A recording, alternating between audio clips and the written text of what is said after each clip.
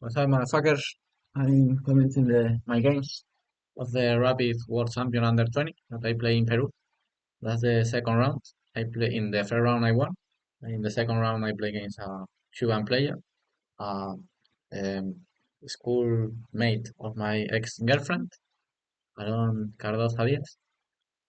Um, I I didn't have so much time, of course, to prepare the game because a Rapid, but I prepared the game for 5 minutes and he entered in everything.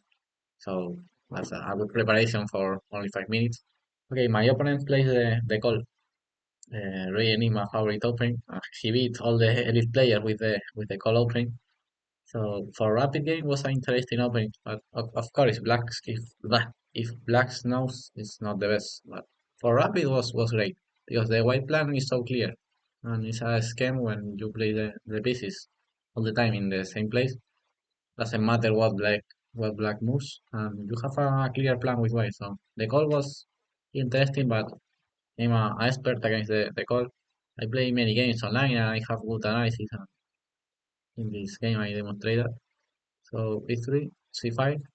I like this order because avoids, for example, in the line with e6. For example, if I play e6 first and then c5, I can play like this, for example. But playing c5, I avoid the b5 lines because for example, after take and 96, and here black is better. Another, of course, my opponent plays e3, who is the main lane of the call. But another interesting line was d takes e6, e6 before a5, c3, takes b6. Of course, the idea was break this pawn of white, of course. Yes, yes, interesting line. Here I have, no, 97 is another question. Sorry. Oh, okay, but okay, my opponent chose c3, who is the main line. I play e6.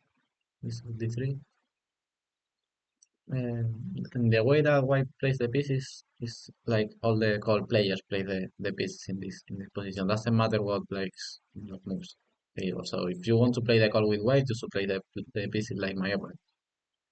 But if for black, that's the best way to respond the call system, playing like that. This is bishop b7.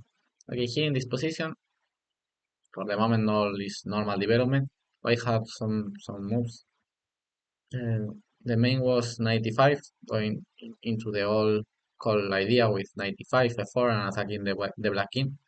But rook a1, sorry, was another interesting move. The idea was simply play e4, breaking all the center. And we're going to play a6. That's the best move. A little bit strange, but cover the e5 square, who in the future is going to be useful. For example, if we take here, take, and take all. And here bishop e7. Instead of take on e4, bishop e7, developing the pieces. We have a complex middle pain, but because we have a isolate pawn, but black is fine. Develop all her pieces. This bishop is so well placed on b7, so that's a good isolate pawn. Isolate pawn for black. Another interesting move here was queen 2, sorry. And here black have to move like bishop e7, e4, and simply castle, or simply avoiding e4 with knight e4. I like this move. c4 and bishop d6. Of course, white wants to play e4, so we place the knight on e4, blocking this pawn. But of course, the main idea of the call system was knight a5, with the idea of f4 and attack the black king. And now let's see what I prepared before the game and some months before the game. Rook c8, f4, bishop e7. You can play bishop e7 first instead of rook d8, doesn't matter. Rook c8, f4, bishop e7, queen f3. And it's so easy to prepare against the call because white always develop the pieces in the same way. Sword castle, d4, rook c7. The rook was so well placed on c7 because black have ideas of queen a8 to cover the e5, the e4 square. And on one hand, this rook defend the 7 rank and go and leave the 8 rank to the queen to go to a7 to defend the e4 square. And in one moment, another idea could be queen a8, a5, bishop a6, trading the latest square bishops. Okay, here my opponent played g5, but I think knight d7 was a little bit better because after knight d7, queen takes g5. Now I should go back to e8. Queen h5, f5, and okay, the machine prefer black a little bit, but the position was so complex. Now black plan could be knight d6, knight 94, and bishop c6, improving a little bit the bishop, trying to take a space on the queen side. But okay, my opponent played g5. I prepared this move, of course, was the main line. Okay, I will respond with 95, which is the best move. But I want to show us the typical plan for white in that position of attack. For example, if I play knight e7, knight e8, sorry, here the typical response of white and the best response was bishop e7. That's the typical plan for white in this type of position. It's always the same for white.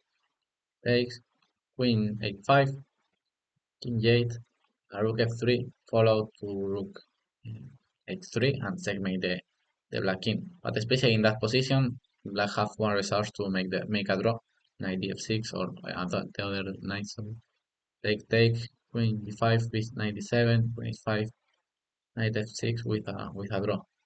But that's the typical plan for white. Sacrifice on place the pieces like that, and sacrifice on e7, queen h5, and rook h3. Another plan for white used to be queen h3. Here, that's sometimes white plays like that. Yes, the another typical plan on a part. This gives white the f3 square for her knight. So this was interesting. Uh, Maybe one day I should make another video trying to explain more how to play this type of position with black. That's okay. In this video is to analyze my game. So g5, knight. Okay, I take on e5, the best move. And here white can take with both pawns. If for example f takes knight e4, and at the end of the line the g5 pawn is hanging, and the problem of white position is his dark square bishop because he have all his pawns on dark squares. So this is why black is slightly better here. But the position of the game was more interesting because he take with the d-pawn the most obvious response, and now I go, of course, 94. I cannot go back because bishop is h7. Yeah, I don't know if I have bishop e7, king takes, queen h5, king g8. For example, rook f3. Here I have the resource g6. For example, queen e6, knight. I have knight g7, rook h3, and knight h5, for example.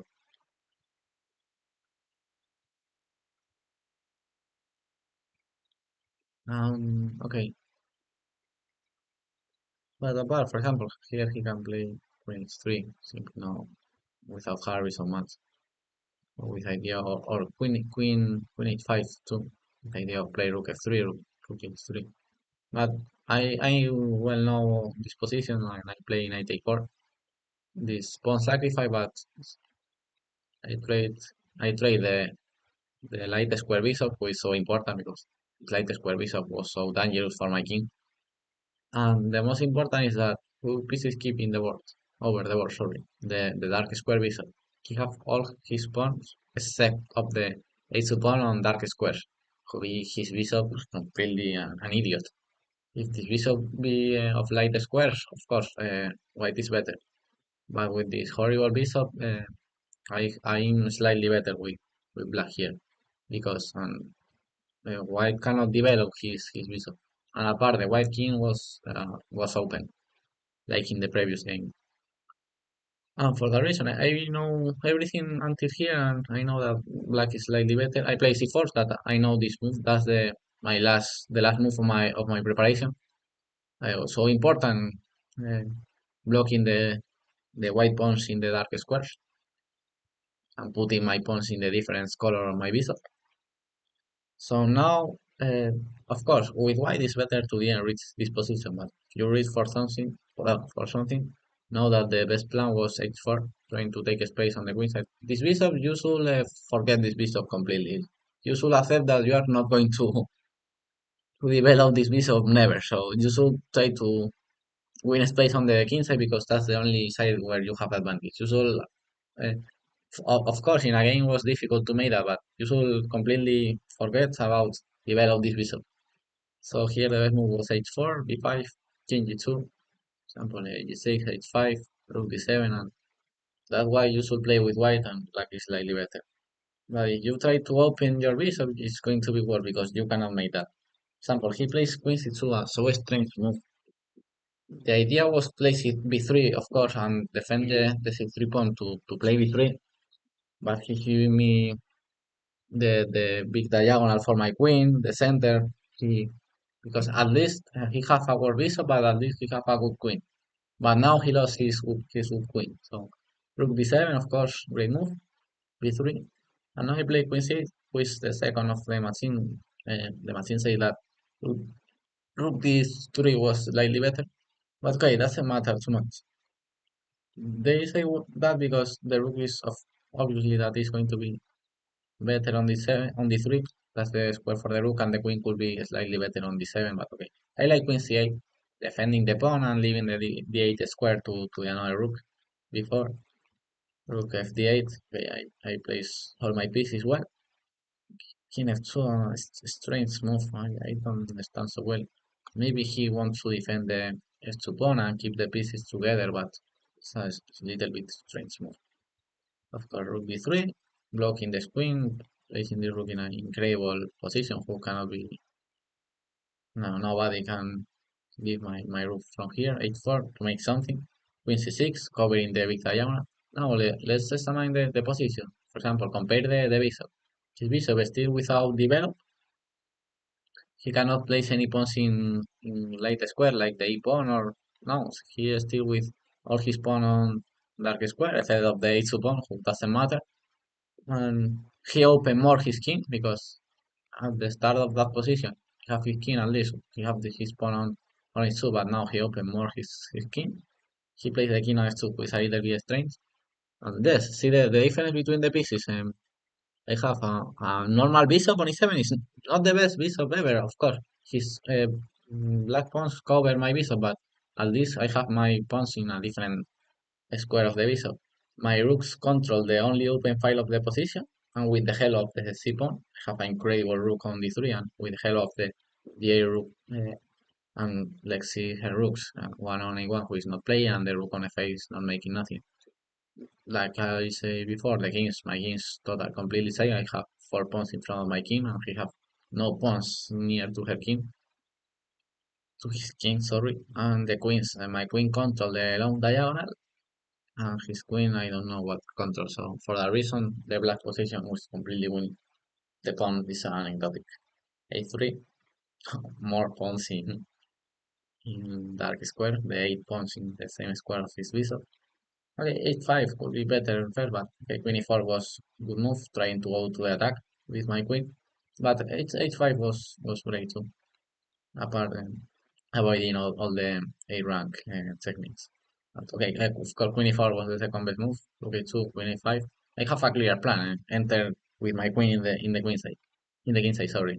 And if he plays king f3, I always have the help of the h pawn to play queen g4. So queen e2, and here he gave me the pawn to try to survive a little bit and try to activate the piece a little bit. Rook d1, rook take. And here I calculate bad because I calculate queen b1, attacking the rook and the bishop, rook d2, threatening checkmate. I cannot take because check and checkmate. But here I was g6, bishop b2, and I saw that he's attacking my queen and my rook. But what I missed was queen takes, and rook c2. This is what I missed in my calculate. So for that reason I didn't play queen b1 who wants a piece first, but I play h6, leaving the 8 rank checkmates and even a square for my king, and apart I'm threatening h takes g5, like I make in the game, rook d2, and simply take this pawn for free. Because his pawn is pinned. Of course, I calculate that rook d8 doesn't work, and he played rook d8 because he have no time in the clock, and his position is completely hopeless. But okay, rook d8, take, king e7. I calculate that, of course, and now I have king g6. and he plays bishop d2, but if he plays queen g3, king h6, and I leave all the checks, and then here, and if here, stopping the checks. Okay, he played bishop d2, and now I decide to trade all the pieces. I didn't want to. In general, if I can manage to convert the position to a winning king's endgame, I prefer.